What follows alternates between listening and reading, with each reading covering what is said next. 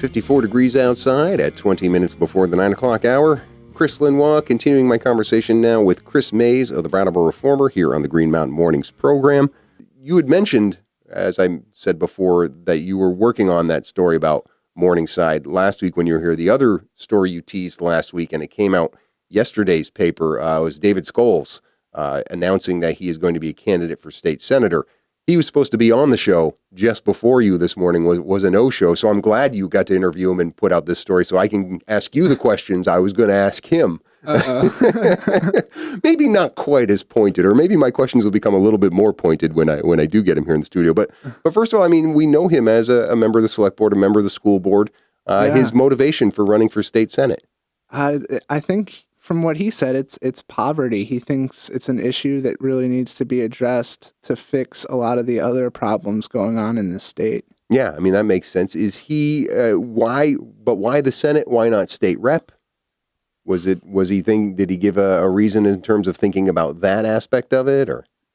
Not really, no. We didn't really talk about that. It is a good question, though. Yeah, and the choice also not to run under a party affiliation. I wonder about that as well. But it sounds to me that you were talking more about the issues. Yeah, it might be. It might be a good year to go without a party, given local, right. Statewide, and I'll ask him those political. I'll ask him those political geek questions myself. But on that issue of poverty, it strikes me that a lot of the things that he does on the school board and the select board certainly have an eye toward that. Wondering. I almost think that some of the things that he proposes could be done more effectively. I guess that's why another question I would have about running for state senate. I feel like a lot of things he does on the school board and select board already address that, and he thinks he can do more, I guess. Yeah, I think he wants to expand some of the services, introduce new ones for some of the state agencies. He's seen firsthand through the school board how the Department for Children and Families works with families and kids, and he thinks they can be doing a better job. Yeah. Did you talk to him much about Act 46? I know that's something he doesn't really think is working for the state. Yeah, I've talked to him a bunch about Act 46. He's an opponent of it, and he doesn't see the benefits coming from it. Is he planning on trying to advocate for changing the law? Did he mention any specific policy prescriptions that he would want to put out if he were elected? Well, whether or not he gets elected, I think he's hoping that things change around it.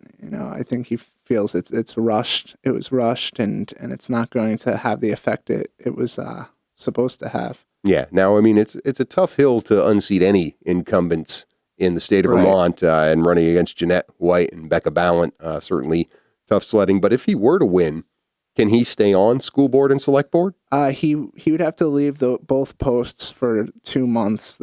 That's the remainder of both his terms. Okay, so he would basically resign his position in both of those bodies. And I wonder if they would just go with a vacancy until the town meeting election, or if they'd appoint somebody.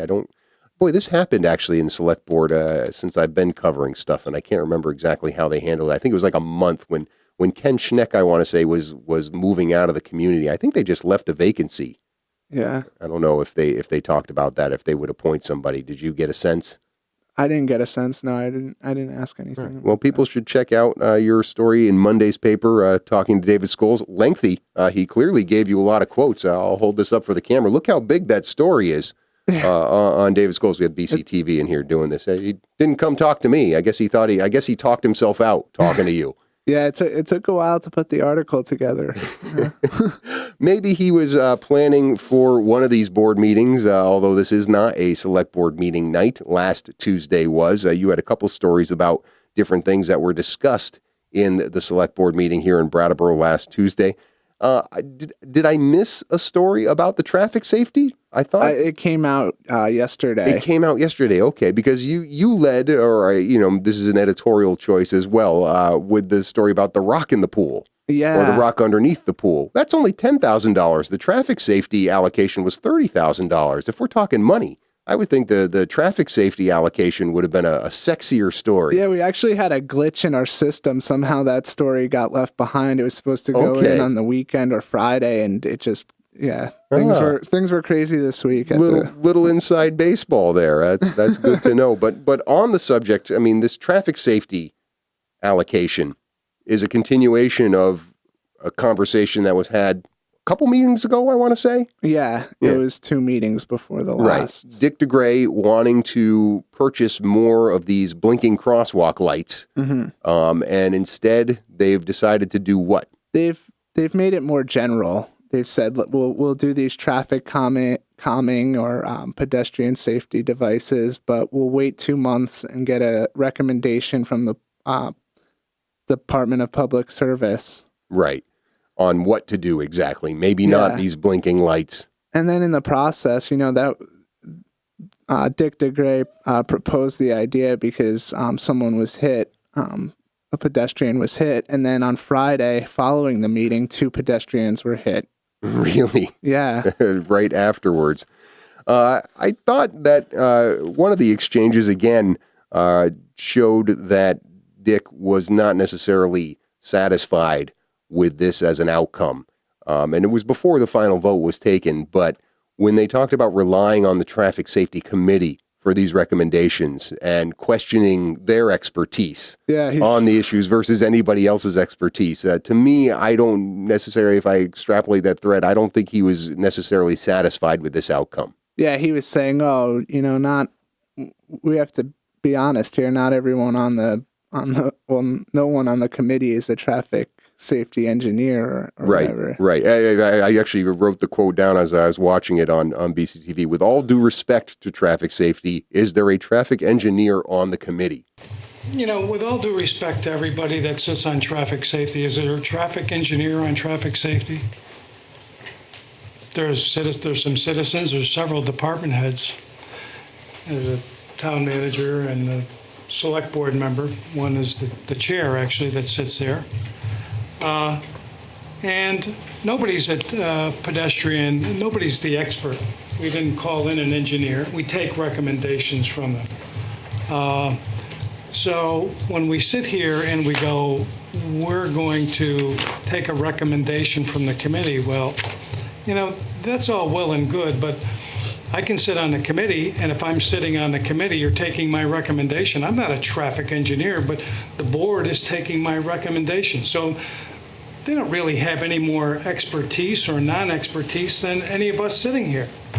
And so when I say, okay, the committee, I'm seeing something on the street in other communities that I feel works very well. And as a board person who got elected, I feel that this is an important issue. And I really feel, I was really glad to hear that you're going to put it as a capital line item.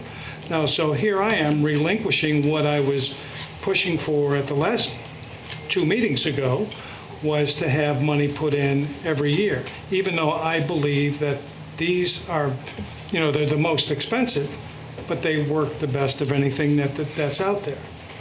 So I really would like you to see you support this, but the way that it's sounding is that that's not the way that it's going forward, and I'm disappointed in that.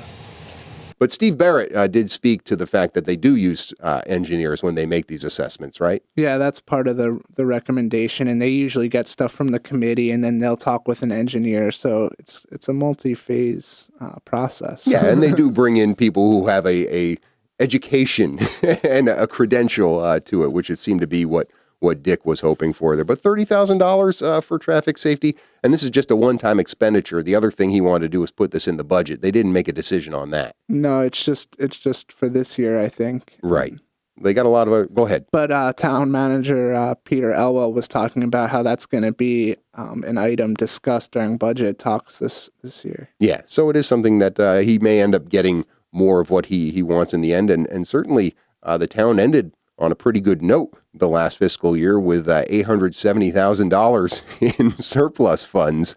I thought it was interesting that Peter Elwell was really trying to manage the expectations about that money, saying this is really just a one-time aberration. Yeah. What do you think in terms of the discussion about the surplus. I mean, we do seem to end up in Brattleboro with a surplus every year. Why do you think we ended up with so much more of a surplus this year? Well, I think they took in more delinquent tax payments than they were expecting, and some of the expenses, I know it was for the Department of Public Service, and it might have been the fire department. Expenses were lower than anticipated in those two areas. Right, yeah. Fewer personnel, I think. If they make some hires, some of that surplus is going to go away, and they do need to make some hires in those departments. Yeah. Yeah.